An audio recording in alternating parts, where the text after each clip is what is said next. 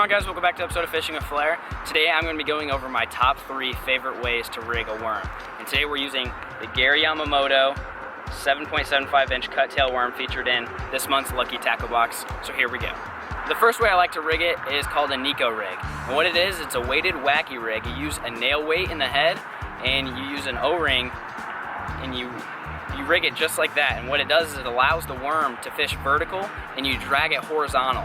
So what the worm will do is it'll sit there and quiver as you bring it across rocks, any type of small sparse vegetation or brush. You want to keep this away from a lot of weeds and snags like that. You want to keep your line tight so it doesn't fall down in the rocks and get snagged, because that hook is it's not weedless, but what it does is it allows you to really slow down and really quiver that bait to finesse the fish into biting.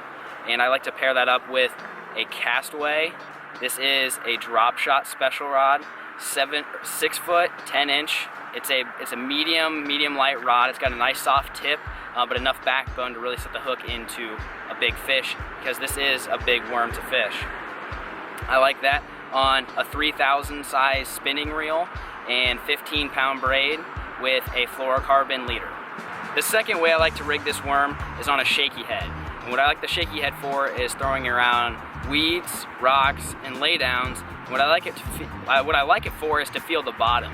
With the shaky head style, you can really feel the rocks. Whatever you're fishing, you can really tell what you're fishing down at the bottom.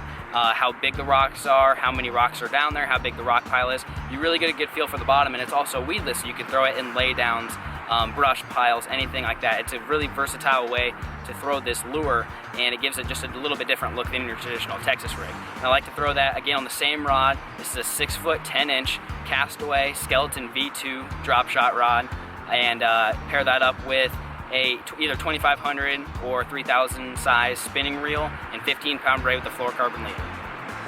The last way I like to rig this worm is on a Texas rig. And all a Texas rig is a weight that slides up and down like this. You can peg it. I like to leave it unpegged.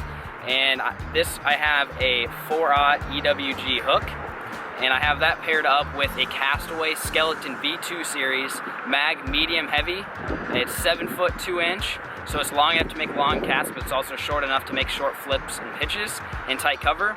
And for a reel, I like a Lew's Tournament MB in 8:3:1 gear ratio. I like that fast speed to pick up the slack, and 30-pound braided line. You can go up to 50, but I like to do 30 because I'm not fishing in super heavy cover all the time. And the place that you want to throw the Texas rig is anywhere that a shaky head or the Neko rig will get hung up. So if you're throwing in thick brush, laydowns, logs, anywhere around grass, any type of vegetation, that's when your Texas rig is going to come into play and do a little bit better. You'll be more efficient fishing a Texas rig in grass and thick laydowns, lots of big brush piles, stuff like that, than you would a Neko rig and a shaky head rig. Those are my top 3 favorite ways to rig a worm: Texas rig, Neko rig, and shaky head. If you like this video, give it a like, leave a comment, and subscribe. Thanks for watching.